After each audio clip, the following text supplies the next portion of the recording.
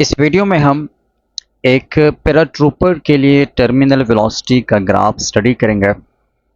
Paratrooper हर उस बंदे को कहते हैं जो कि एक पैराशूट के ज़रिए वो जंप करता है किसी भी हाइट से।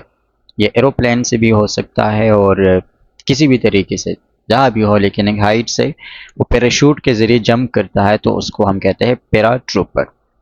अब इस जंप के दौरान वो टर्मिनल वेलोसिटी को गेन करेगा, लेकिन स्पेशल बात यह है कि वो टर्मिनल वेलोसिटी को 2 दफ़ा गेन करेगा, यानी 2 टाइम्स उसको टर्मिनल वेलोसिटी मिलेगी।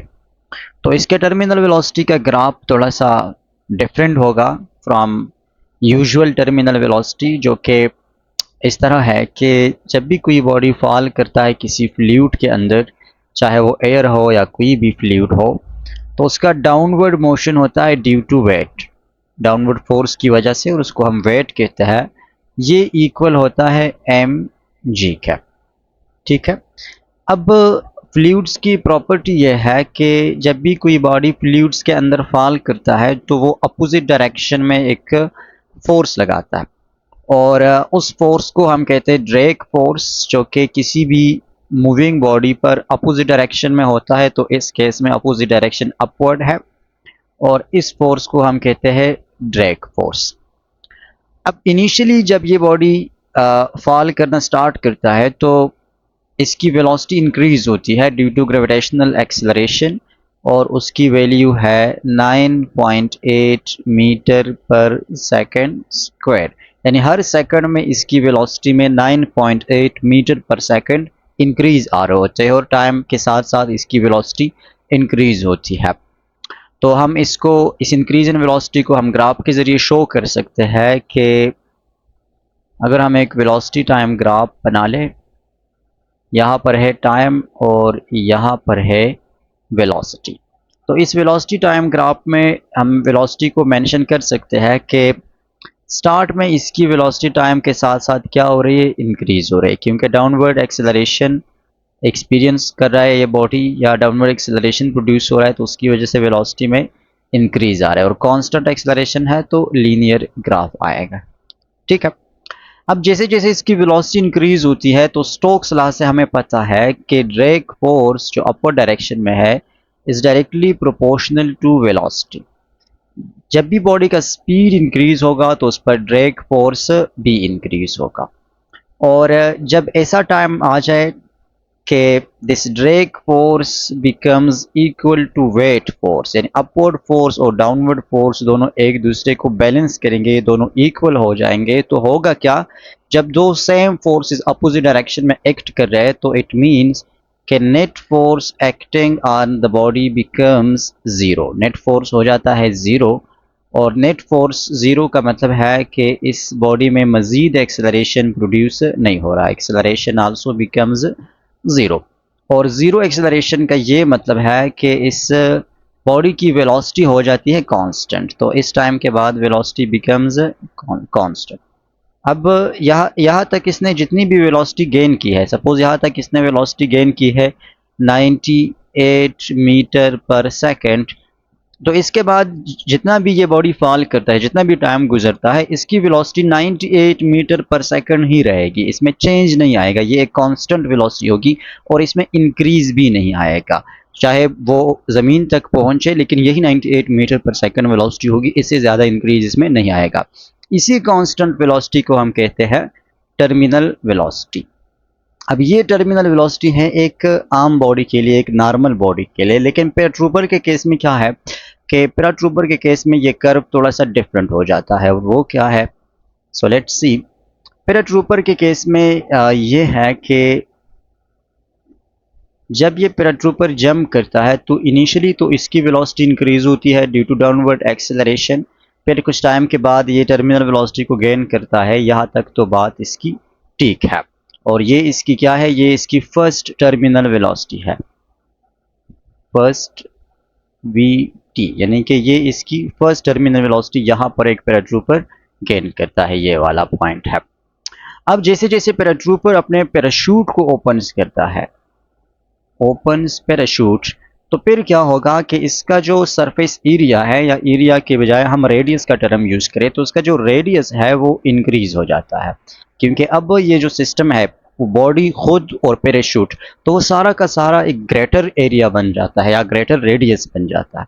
तो रेडियस ज़्यादा होगा तो ड्रैग फोर्स क्या होगा? स्टोक्स लॉ से ड्रैग फोर्स का फार्मूला हमें पता है कि drag force is equal to 6 eta nu R V, यानी drag force is also directly related to radius. तो बॉडी की रेडियस ज़्यादा होगी तो ड्रैग फोर्स भी ज़्यादा होगा, और ड्रैग फोर्स अपवर्ड एक्ट करता है तो अपवर्ड फोर्स क्या हो जाएगा? ज़्यादा हो जाएगा। यानी कि अब इस बॉडी पर upward force is greater than weight force. यहाँ से आपको क्वेश्चन पूछा जा सकता है कि जब एक पैराट्रूपर पैराशूट ओपन करता है तो उस टाइम फोर्स और वेट, ड्रैग फोर्स और वेट का क्या रिलेशन होता है? तो drag force is greater than weight, क्योंकि सरफेस एरिया या रेडियस बढ़ जाता है तो ड्रैग फोर्स भी बढ़ जाता है। ड्रैग फोर्स बढ़ जाने का मतलब है कि अब बॉडी पर अपवर्ड फोर्स ज़्यादा लग रहा है और डाउनवर्ड फोर्स इस बॉडी पर कम लग रहा है। अगर अपवर्ड फोर्स ज़्यादा है और डाउनवर्ड फोर्स कम है तो बॉडी डाउनवर्ड डायरेक्शन में इसकी स्पीड कम हो जाएगी। तो इस पॉइंट पर क्या होगा? जब वो अपने पैराशूट को ओपन करेगा तो उसकी वेलोसिटी में एक सडन डिक्रीज आएगा। ठीक है। अच्छा, ये बात भी इम्पोर्टेंट है कि पहले इस बॉडी की वेलोसिटी में जो इंक्रीज आ रही थी यहाँ पर, या जो ड्रैग फोर्स इंक्रीज हो रहा था वेलोसिटी के साथ साथ, तो उसमें ग्रेजुअल इंक्रीज आ रहा था। लेकिन जब पैराट्रूपर पैराशूट को ओपन करता है तो यकदम उसका रेडियस बढ़ जाता है। यकदम रेडियस बढ़ जाता है तो मतलब कि इसकी एरिया या इसके ड्रैग फोर्स में यकदम इंक्रीज आएगा। तो यकदम इंक्रीज का मतलब है कि सडन इसके वेलोसिटी में ड्रॉप आएगा। तो ये ड्रॉप क्या होगा? ये थोड़ा सा सडन होगा, ये ग्रेजुअली नहीं होगा। और कितना कम होगा डिपेंड करते हैं पैराशूट पर। जितना पैराशूट बड़ा होगा तो उतना इसे ये ड्रॉप भी वेलोसिटी में कम आएगा। अब वेलोसिटी कम होगी लेकिन ज़ीरो तो नहीं होगी, बॉडी तो स्टॉप नहीं करेगा, या डाउनवर्ड फोर्स भी तो ख़त्म नहीं हुआ, एक्ट तो कर रहे हैं चाहे ड्रैग फोर्स जितना भी ज़्यादा है। तो फिर एक पॉइंट ऐसा आएगा कि ये दोबारा पैराशूट के साथ ही एक टर्मिनल वेलोसिटी को गेन करेगा, लेकिन अब इस वेलोसिटी की वैल्यू बहुत ही कम है और इसको हम कहते हैं सेकेंड टर्मिनल वेलोसिटी।